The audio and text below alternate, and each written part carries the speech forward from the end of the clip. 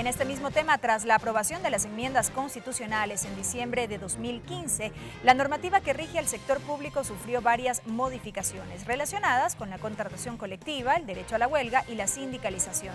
¿Estos derechos siguen garantizados para el sector público? Lo abordamos en nuestra siguiente entrevista. Byron Valle, educador, ex jefe político de Guayaquil, asambleísta de Guayas por Alianza País, integrante de la Comisión Legislativa de Derechos de los Trabajadores. Asambleísta Valle, bienvenido a TVL Noticias. Qué gusto que esté con nosotros nuevamente. Gracias, Belki. Un saludo muy fraterno, igual también a los ciudadanos, ciudadanas que nos escuchan a través de la televisión legislativa. La Asamblea Nacional y particularmente la Comisión de los Derechos de los Trabajadores ha cumplido con esto que se estipuló tras la aprobación de las enmiendas a la Constitución. Era necesario adaptar determinadas normas a lo que fue aprobado precisamente en esas modificaciones a la Carta Política. En este caso, la Comisión de los Trabajadores ha aprobado el informe para primer debate del proyecto de ley que reforma aquellas leyes que rigen al sector público. Empezar por ahí. Sí, es importante que hagamos un poco recordemos un poco cuál fue el antecedente que obligó precisamente a tomar el tema, ¿no? El presidente, como también la Comisión y la Asamblea Nacional, hemos sido muy claros de que el único propósito que tiene la enmienda sobre todo y posteriormente la reforma que estamos haciendo en este momento ya a la Ley Orgánica de Servidores Públicos es hacer una homologación de derechos, ¿no? Tratar primero de que todos los servidores públicos sean considerados como tal, reconocer ese nominativo para todos.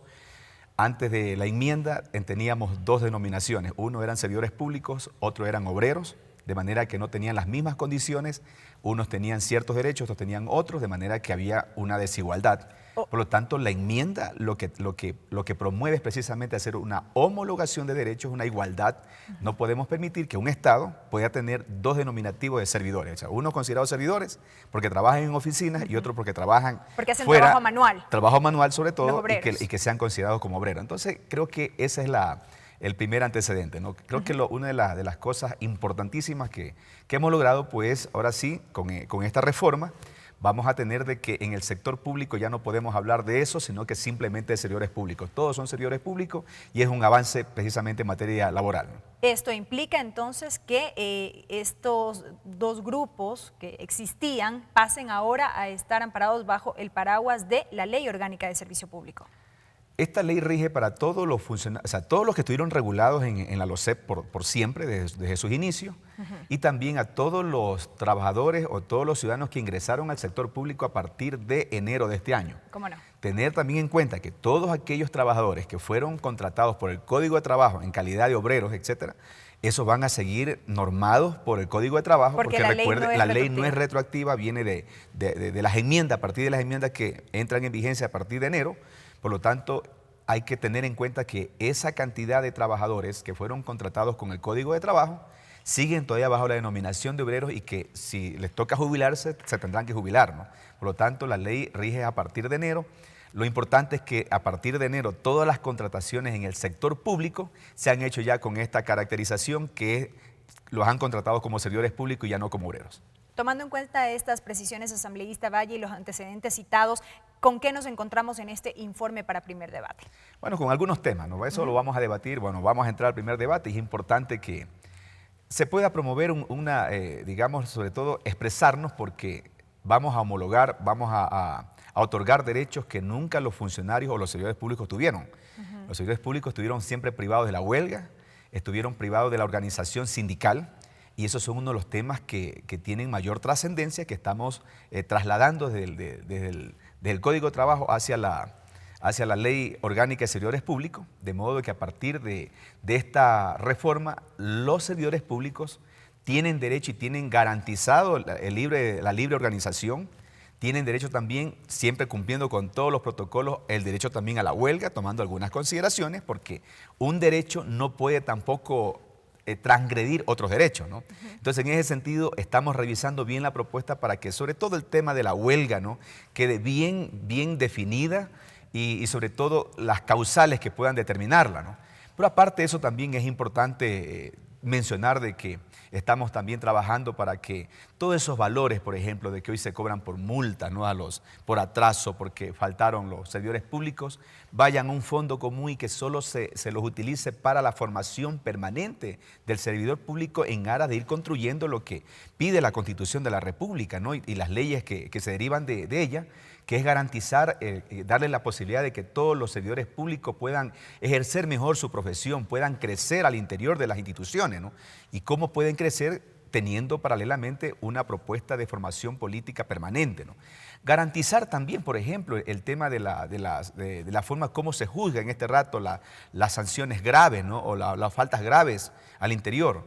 Se ha cuestionado mucho y pongámonos a pensar de cómo podemos concebir que un ministerio o una institución pública pueda garantizarnos el debido proceso, ¿no? Cuando ella misma es juez y parte. Entonces estamos proponiendo también en esta reforma de que esas faltas graves que son consideradas, la entidad que tenga que definirla al final, tomar la última decisión, sea el Ministerio de Trabajo, para que salga precisamente del entorno de donde se generó y que podamos garantizar ese debido proceso para que nadie se sienta vulnerado en su derecho, ¿no?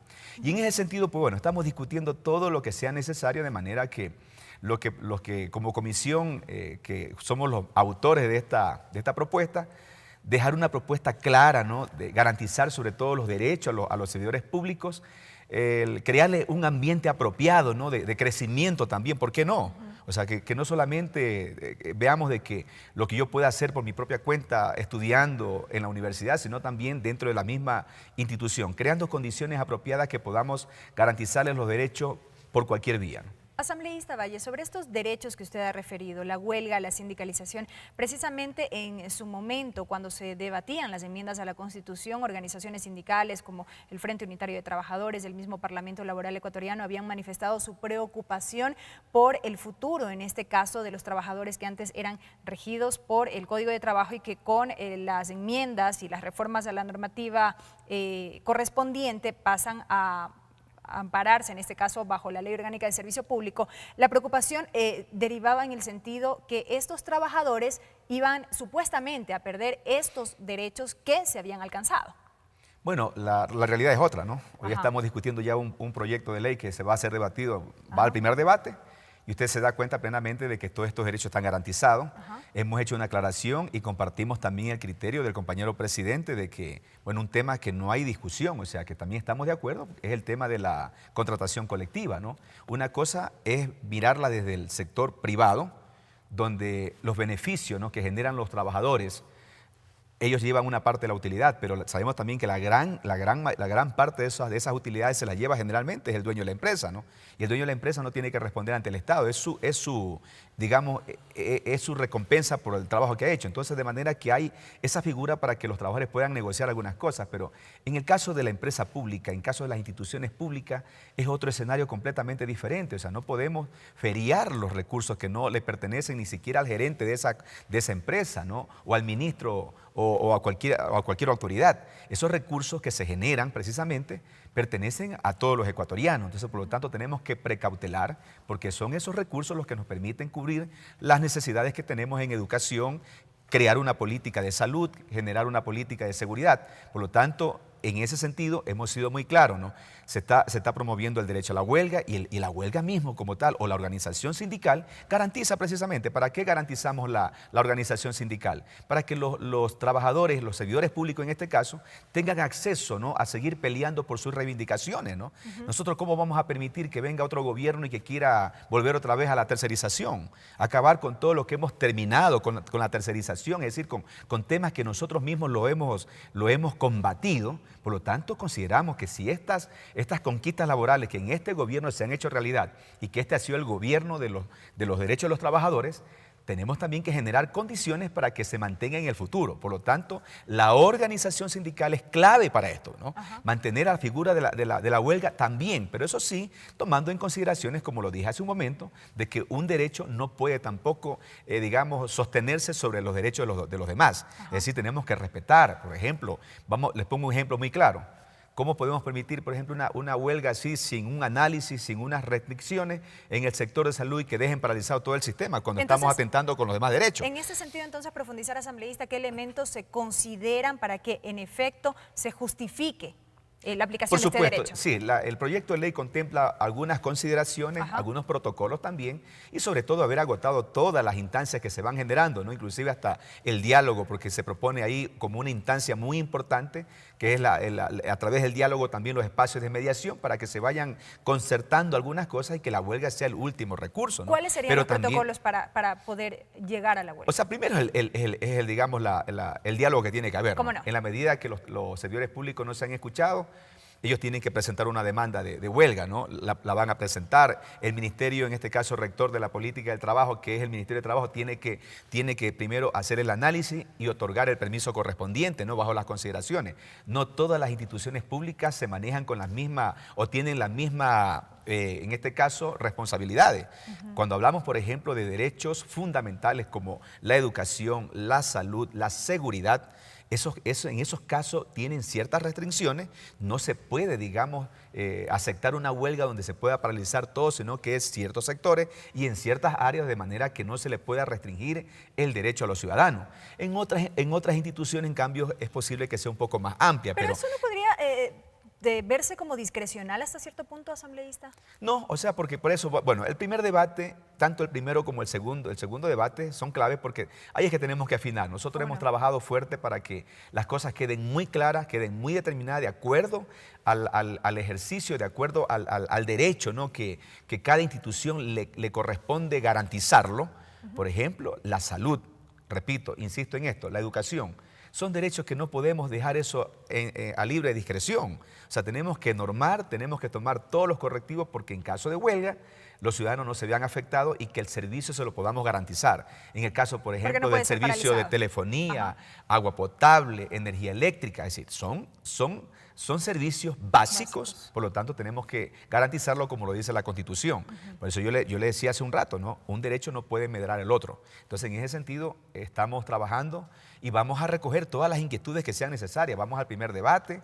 Es necesario de que la propuesta sea ajustada, por supuesto la vamos a ajustar en el segundo, pero lo que nosotros tenemos claro es que las conquistas que hemos conseguido, ¿no? A través de este proceso de la revolución ciudadana, las tenemos que mantener en el tiempo, por lo tanto tenemos que crear también condiciones apropiadas para que a futuro esas conquistas se las pueda mantener. Sobre todo, inclusive yo recuerdo una conquista importantísima que le hicimos en la Ley de Justicia Laboral, ¿no? Garantizar el ejercicio a la organización, ¿no? Sindical sobre todo. El hecho de que un servidor público cumpla con ese mandato, básicamente con ese derecho, que eso no se convierta en un objeto de persecución.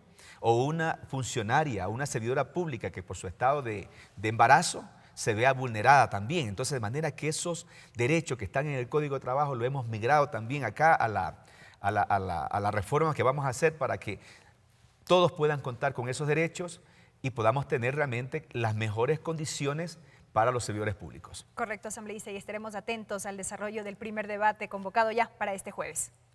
Gracias por habernos acompañado. Muchísimas gracias también a ustedes. El asambleísta Byron Valle, asambleísta por la provincia de Guayas, por Alianza País, integrante de la Comisión de los Derechos de los Trabajadores de la Asamblea Nacional, a propósito del informe aprobado ya para primer debate del proyecto de ley que reforma aquellas leyes que rigen el sector público, una norma que se adecua en este caso a lo establecido en las enmiendas constitucionales.